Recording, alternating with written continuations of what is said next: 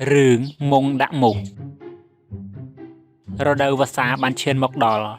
Ông Tông bàn prap propon vây khmei như bọc quạt. Ao từ tinh mông dọc mọc chóng để công oi mục hàm. Nè ơi từ tinh mông mùi mọc. Rùa rốt ngay miền mục chờ ná. Bông rô vơ từ sre chồng ca bần tích. Lúc ngay từ bông mọc. Chà nè,ខ្ញុំនឹងទៅទិញឥឡូវនេះចុះអ្នកមានចង់ទិញអ្វីផ្សេងទៀតទេ គ្មានទិញអីទៀតទេអ្នកត្រូវជិះម៉ូតូឲ្យបានស្រួលបួលហើយហាមមើលប្រុសផ្សេងជាពិសេសត្រូវប្រញាប់មកវិញណាព្រោះបងបារម្ភ ចាអ្នកកុំបារម្ភអីខ្ញុំស្មោះតែអ្នកម្នាក់គត់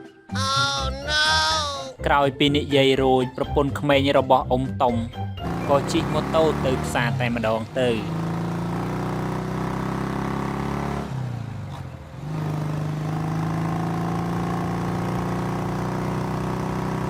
លុះដល់ផ្សារនាងក៏បានទៅជួបអ្នកលក់មុង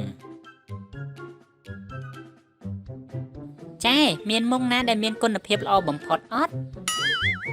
កុំភ័យអីក្មួយក្នុងហាងចាយសុទ្ធតែជាមុងដែលល្អកម្រិត ISO ទទួលស្គាល់ទូទាំងប្រទេសហើយសូម្បីតែមូសទូចមួយក៏មិនអាចចូលបានដែរប្រពន្ធក្មេងរបស់អ៊ំតុំគិតមួយស្របក់រួចក៏តបថា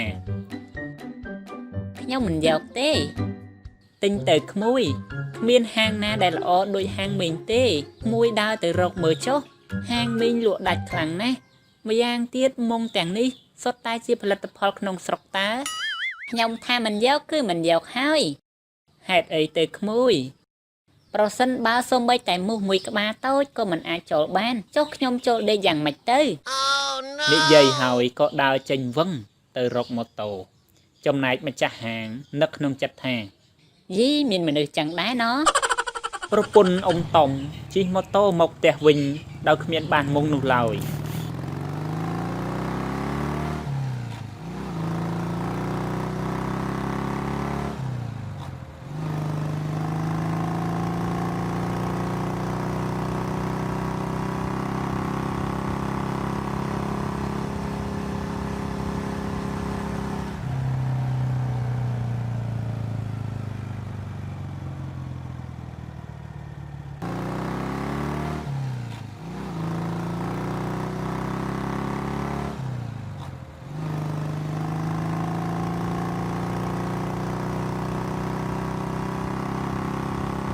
មកដល់ផ្ទះប្តីនាងកំពុងឈរចាំមុខផ្ទះនាងបានទុកម៉ូតូរួចក៏ដើរមកនិយាយជាមួយប្តីថា អ្នកអើយគ្មានមុងឯណាដែលអាចឲ្យយើងចូលគេងបាននោះទេព្រោះសូម្បីតែមូសមួយក្បាលក៏មិនអាចចូលរួច